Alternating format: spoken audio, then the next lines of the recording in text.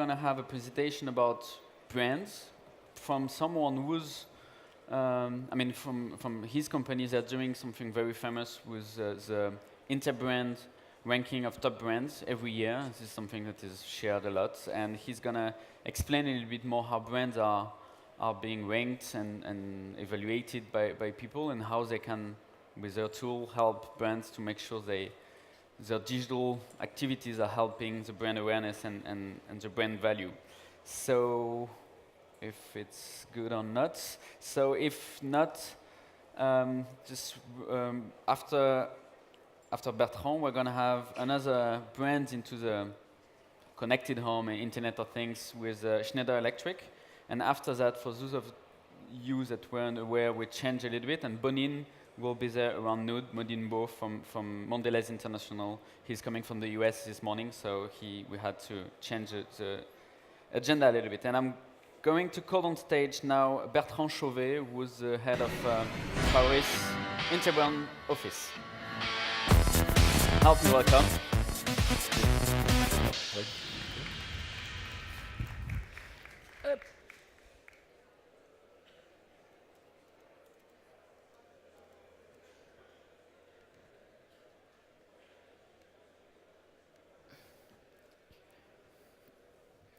So good morning. Very happy to be here with a world-changing environment, and I think I will speak today about the brand. As Cedric introduced me, I think I will have a very dense presentation today, but the idea is really to scope how the function of brand have changed over the year, and how it is very critical today to manage a business. What we believe at Interbrand is brand is one of the most important assets within a company, particularly in a more open, more communicative world. It is really a strong competitive advantage that has been proved all along the years. You should know us for the best global brands, which is a very influential table, which is produced each year and reference the most global, but also the most valuable brand in the different geographies. How do we work at it? It's a little bit an art, but it's very simple. Very simple because we look first at the financial, how the company is making earnings, where, in which segments, in which products and services. The second step is about looking at the contribution of the brand in the earnings. So we look at the proportion of the decision that is belonging to the brand when the customer is making a choice.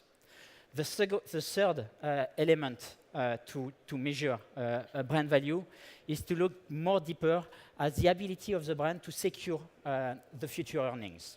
And for that, we use different criteria that we look both at the inside and the outside of the company. And we look precisely at the brand in the behaviors, in the product and services, in the communication, in the different also application. What is very important in this case, it's about looking first at the clarity. You know all that talent today is very critical. And we will come back to this notion of purpose. But the strong brand really starts from within, which means about having a strong definition of what you stand for and how you want to change the world. For sure, we look also at different, and I will not go over all the criteria, but these internal factors are also building what will be the fundamental of the brand, while the external factors are more about the management and the way you interact with your target, and this is something particularly important today. At the end of the day, what is not critical is not really necessarily the value. What is super important is really to understand what are the drivers in this asset, the brand, that will help you to conduct this change, to conduct the growth you want to deliver. And that's why we look also at the capability of the brand on the long term to create added value. This value, it has been proved that comparing the best global brand with the different index, for example, the Standard & Poor's 500 or the MSCI, on the long run, it shows and demonstrates that the value created is stronger. And this is the case for the GAFA. This is the case because of the impact and the way they also project the world of tomorrow. And as you see also in the comparison, there is different type of growth with the GAFA, but at the end, I think we show that there are a contribution of this brand that is pretty strong to advance also a better creation of value. So, as I said in the beginning, the function of brand has really evolved.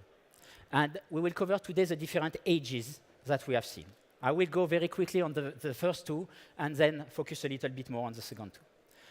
Indeed, in the beginning, in the phase of mass consumption, brands were more about, I think, identity. The main function was really to increase, I think, in front of an increased choice, really to also help the trademark to emerge, to help them in these mass habits and behaviors to emerge as an element of identification. And the brand was really this kind of identifier. But it was also another function which was also about the differentiation. And brands at this moment were also mainly a kind of synonym of logos. It was also a different behavior between brand and consumer. It was a kind of one-way traffic. The brand were just pushing more, I think, what they were to say, and were also able to consumer to connect, but a bit in a top-down approach.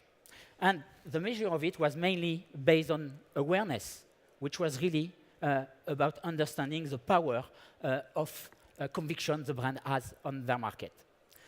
And in terms of the organization, the function of brand was more, I think, somewhere in the marketing, sometimes as a kind of logo police role, and not really impacting the business strategy.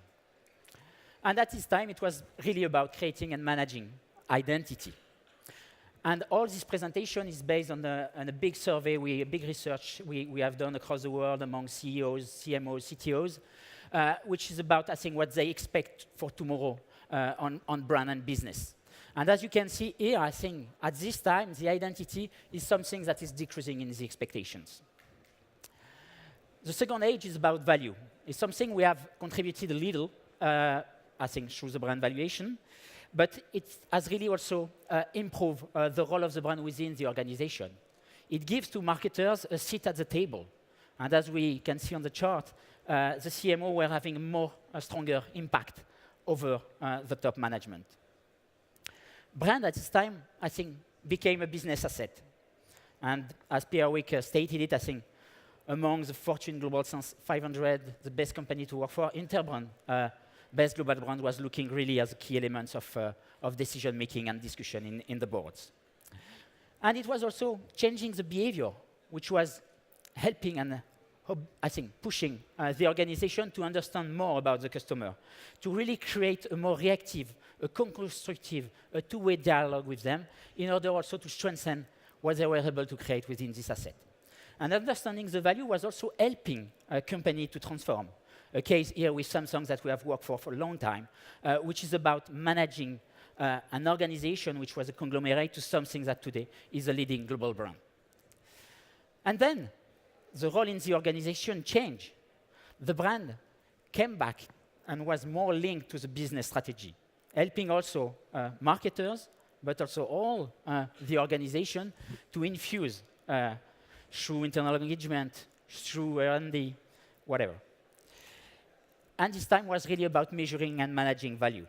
Then the expectation from marketers and decision makers were a little bit more on the value, which is about analytics, which is about ROI, which is about building, optimizing the brand portfolio, and so on. And then we change. We change because today, we think that we are a very different world. This film is about Fifth Avenue in New York, where it was a moment where cars and horses were living together on the street. It was in 1905. In 1910, horses were gone. And we are really thinking that today, brand and business are in this type of moment, which is about a big change that consumer and people are expecting to see a change. What does it mean? It means that we enter in a new age, an age of experience, an age where every touch point will echo what is the purpose of a company, what is the purpose of a brand. For example, Apple echoes perfectly in its store the way you can feel the product.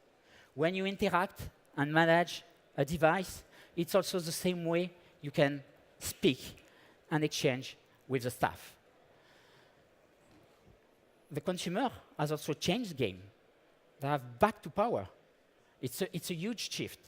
Why? Because they can interact directly on social media and change also the way brands are perceived. And with it, also this shift is really symbolized in the way the league is changing. As you can see in 2013, 2014, the values, the top risers are among the digital economy. So we are already in this post-digital world.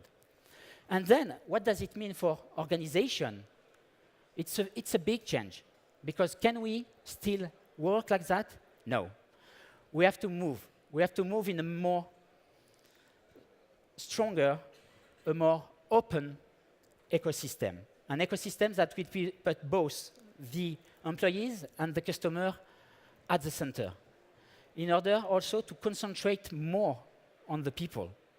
It's about interacting differently within the organization, and I will come back to that in terms of structure, to also make the brand and the people working together to create this value. And it means, I think, 4 or 5 types of different behavior. As we will see, purpose centricity will be key. Just think about Tesla. They are not holding back with the dealership issues. They are just thinking the way forward. They can also have this ability to have a different posture and also address new expectation, new vision. And that also helps them to seduce, attract, and hire talent. And helps them also to be better than their competitors. Because if you are good in your purpose, you have this ability to give to millennials, to Gen Y, an ability also to join the company and have a real interest in your business, and how we will contribute to their lives. It's also about two-way collaboration. Just think about GE, the way they invited Quirky in working together. The main issue for GE was to go fast on market. For that, they give the right of their patent to Quirky. And then the time to market was really accelerated. Just think about also your organization. In classic organization, in the legacy brand, we still have this big pyramidal organization with a lot of information flowing up and down. And the difficulty is then to make, I think, decision with the agility that is required today. So we have to flatten the organization. We have also to put and to assemble the relationship between what is your brand and what is your business, and help your people, your employees, to work conjointly in assembling that to deliver on the purpose of the company and the brand. It's also about delivering contextual experiences, which is about being everywhere, every time, for everyone. And it's pretty important about managing your purchase funnel and putting it in perspective with the customer journey. By also interacting with these 2 dimensions, we are helping the brand to contribute to the business and the business also to enrich the brand. And also it's about data. But big data can be a big headache. How do we manage that? Sometimes too much data is killing the idea, is killing the innovation. So the big thing is about humanizing data, having the right eye on it in order also to put this part of human, this part of sensitivity in the way we will use the data to the purpose of the brand, to the purpose of your customers. And it's also a different way to measure in the future. Measurement will not be not only about, I think, the classical elements, but it will be the association of the hard and soft, I think, contribution you can earn, you can understand, and about having this eye that will mix the functionality and the emotionality on how you can also get the best result about it. So we are entering there in this age of experience in an integrating seamless experiences. And that's really a purpose that is today some brands are achieving. We were speaking about Apple, but it's something very difficult to achieve on the, I think, the world chain of your business. And then the expectations are more about, I think, building this type of experiences, which is about internal engagement, which is about optimizing the brand value chain, which is about the content strategy. So all these expectations are also moving forward to something that will be more concentrated and focused towards the strategy. So what's next now? What's next is a new world, what we qualify as the age of you. We think today we have 7 billion brands. Every people is a brand. Personal branding is taking so much on both internal and external audiences. So it's important today to also make this move within the organization and accordingly help the organization to integrate this element in the way you manage your brand. 7 billion customers, what does it mean? It means customers are not anymore customers. It means customers are people. And people will speak to people. And people will be brands. So it will be brands speaking to brands. Brands interacting with brands. Brands doing business with brands. And that's what we will have to achieve in the next decades. For sure, some big brands have already anticipated that. It's a second wave of personalization for Coca-Cola today. But what is interesting here is the success behind it. This success was really built about really understanding what the audiences were expecting from Coca-Cola, something that they can interact with, something that they can share, something that they can love, something that they can be the ambassador of it. And in a way, Coca-Cola has completely changed its posture from something which was a bit top-down, a bit authoritative, which is something, I think, on par with people. The same, personal branding, the way you speak about yourself in your personal life, in your professional life. I think all of that will be merged. Just think about Loic. He speaks every day. It's about business. It's about his passion. It's about his life. All the things are converging together. And this brings a personality to the people. So how do you address, how can you push forward in your organization the way you will engage people, the way you will also put the right objective in your organization to engage them toward the way you will conduct your business. Predictive intelligence will be also a strong element of change. It will help us also to interact faster, with more agility. And then it will bring to brand an asset that will help them also to move forward in this new world. And it is also a change of behavior. We can think about, okay, we will have a will go, and then in a couple of years we will deliver what we have announced. No. Every company now has to change a little bit the way they processes innovation, the way they processes, I think, the news. It's about putting in front of the communication something that will really help people understand that you are always trying to innovate, always trying to change the world and address the key expectation of your audiences. And finally, I think we take this example of Disney, which was discussed on stage yesterday as well. I think the Magic Band is something that really helps also to understand what is doing Disney. They invested 1 billion on this project, which is really about making business convergent with what is the purpose of the brand. Disney is about magic. So if you have too much constraint in a park, what does it mean? It's contradictory with your experience is contradictory with what the brand is claiming to propose. So you need to work hardly using the tech, using the different elements of design and inventiveness and innovation to help the experience deliver really what you are for. And then, as you can see, the purpose you have in your brand, the way you will align that with the experience you want to create with your customer is a way to achieve great efficiency. So we are in a 4H, which is about making business personal. And in conclusion, I will say that it's simple. We have seen 4 ages, but the ages are not replacing each other. The big thing is that today we have to care about the 4 ages. It's about caring on identification and differentiation. It's about caring on managing and creating value with your brand. It's about managing the best experience possible, but it's also about making your brand personal. Thank you. Oh non, attends, du calme.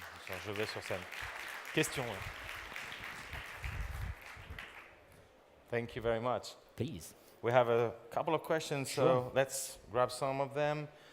Hypothetically, will the brands pay users for using their products? As an hypothesis. Yes, I think we are sure of that. And sometimes it's already the case. Yeah. It was the case in consumer test in the past. I think we were using the inventiveness of customer to just try to innovate. So it was the case. But it will be more different now. Because as I say, the shift with more power in the hand of the customer will help also, I think, have an enriched vision about what you can do with your brand and your product and services. One more. Can you show the questions, please? So if you have more questions in the mobile app, it's Interact. One just practical question. Is it possible to get the presentation somewhere? Are Yes, you putting it in SlideShare? I will send it to you and maybe you can share it. Yeah, sure. Okay. Yeah. So it will be on the SlideShare with, if you look at the SlideShare account of the web, Sure. you'll find this presentation. One more question. How important is this when compared between B2B and B2C? That's a good one. As you can see in the best global brands, I think there is B2B brand and B2C. Here again, I think it's more a question of the role the brand play in the decision making. Just take a little example about that, I think. If you are looking for gas or petrol with your car, you will maybe stop by with the first petrol station you will find. So the role of brand is about 10-15%. If you choose to buy a Ferrari, it's completely different. You will for sure look at all the detail and the characteristic of the product. But at the end of the day, Ferrari is more speaking about who you are and how you want to be perceived. And that's what you pay in the role of brand, which can be around 70-75%. So the big question today also is about working and making your brand having a strong role on the market. And for that, you need to be innovative, but you need also to align more the way you can make your purpose really embedded in the way you position your brand and what your brand stands for. Okay, let's take a final one. Which brands has used predictive intelligence the best? We how? think that Intel is doing, I think for sure Google is one of them, but at the moment Intel is really pushing hard on that. I think you have maybe all seen the Creators Project and so on. Yeah. And there is really a real as we say, Intel has a bit missed the mobile revolution, but today they are really in the predictive intelligence revolution, we think. Thank you very much. Cheers. Thank you. Thank you.